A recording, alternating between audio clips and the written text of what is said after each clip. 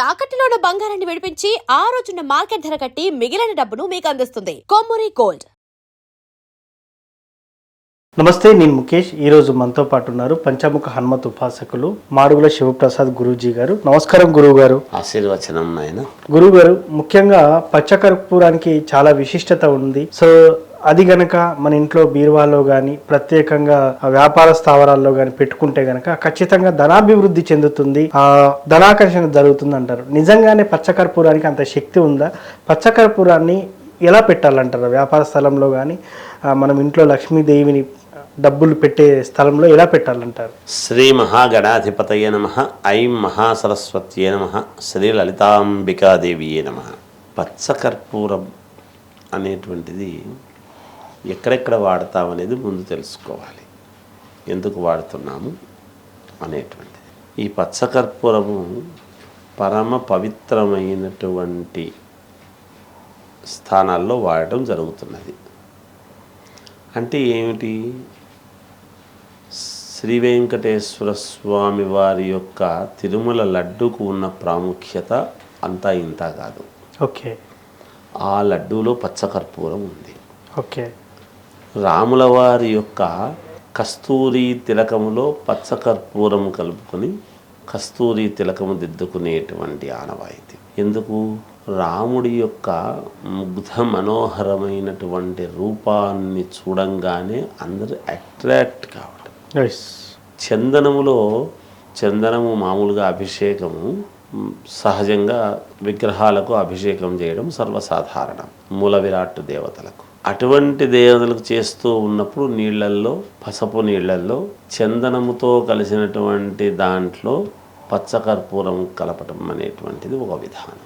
గంధము, మేము పెట్టుకునేటువంటి గంధము కూడా మామూలుగా గంధపురాయికి గంధపు చెక్కతో అరగదీస్తాం.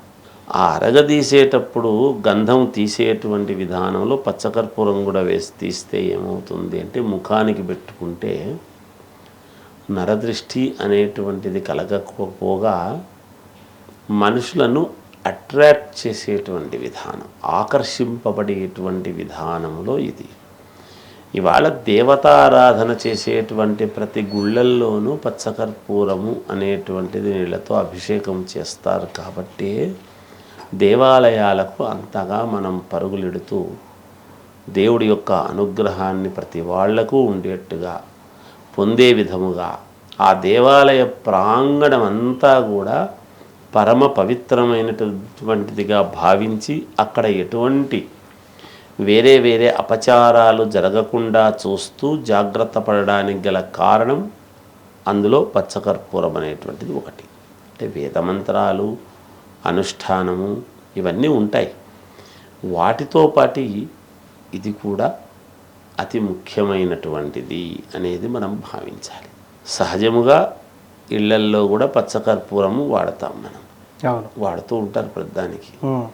పిల్లలకు దిష్టి తీసేటువంటి విధానంలో కూడా పచ్చకర్పూరం పనికొస్తుంది, వాళ్లకు యోగం కలగటానికి.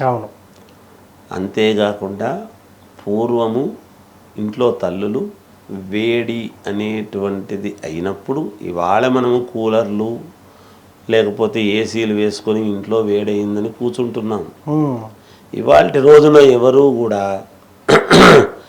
నెత్తికి నూనె పట్టించుకొని ఉండేటువంటి వాడు ఎవ్వరూ కనపడరు. అవును. ఎవరైనా కనపడుతున్నారా? లేదు కదా.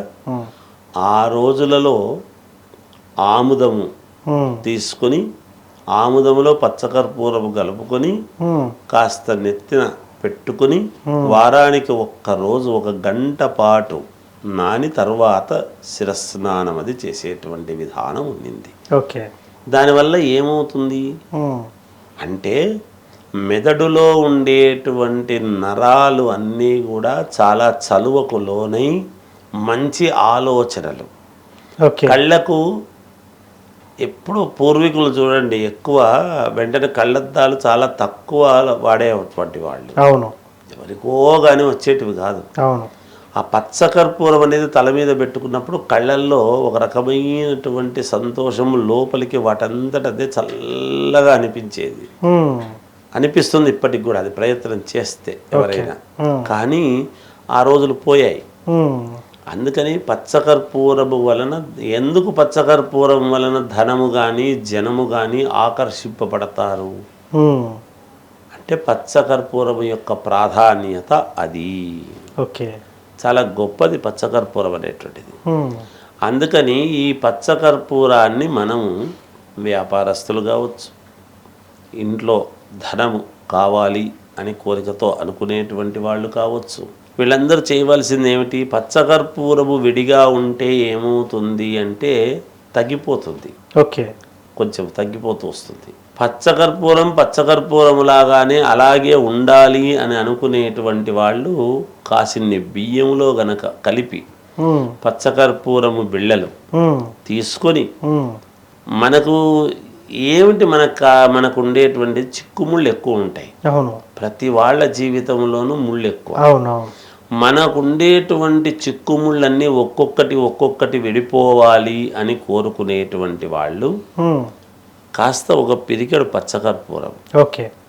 ఒక పిరికెడు బియ్యము ఉమ్, రెండు ఉమ్, కలుపుకొని ఉమ్, ఒక డబ్బాలో కానీ ఉమ్, లేదు ఒక గుడ్డలో కానీ ఉమ్, ముళ్ళేసి కట్టుకొని ఉమ్, దాన్ని తీసుకువెళ్ళి దాంట్లో ఒక కాయిన్ ఏదైనా, ఓకే. మన రూపాయి కాయిన్ కావచ్చు, 2 రూపాయల కాయిన్ కావచ్చు, 10 రూపాయల కాయిన్ కావచ్చు, ఏదైనా సరే కాయిన్, ఉమ్, ఒక కాయిన్కు గంధం పట్టించి బొట్టు పెట్టి అందులో పెట్టేయడం. ఓకే.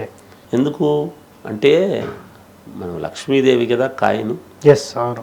ఆ లక్ష్మీదేవిని చల్లదనముగా అక్కడ దాంట్లో పెట్టుకున్న భావన ఏదైనా కూడా మనకు భగవంతుడిలో, రాయిలో, చెట్టులో, ఒక చిన్న కొమ్మలో దేవుళ్ళను చూసేటువంటి సంస్కృతి మన సంస్కృతి. ఎస్. కనుక ఆ పచ్చకర్పూరపు డబ్బాలో గనక అది ఆ బిళ్ళ పెట్టేసి ఉమ్, 3 లవంగాలు ఓకే. అందులో వేసి ఉమ్, నమస్కారం చేసుకొని ఉమ్, నాకు ధనం రావాలి అనేటువంటిది 11 సార్లు అనుకొని ఉమ్, బీరువాలో కానీ వ్యాపారస్తులు గల్లా పెట్టెలో కానీ పెట్టుకున్నారు అంటే ఉమ్, దాని యొక్క శోభ వేరుంటుంది.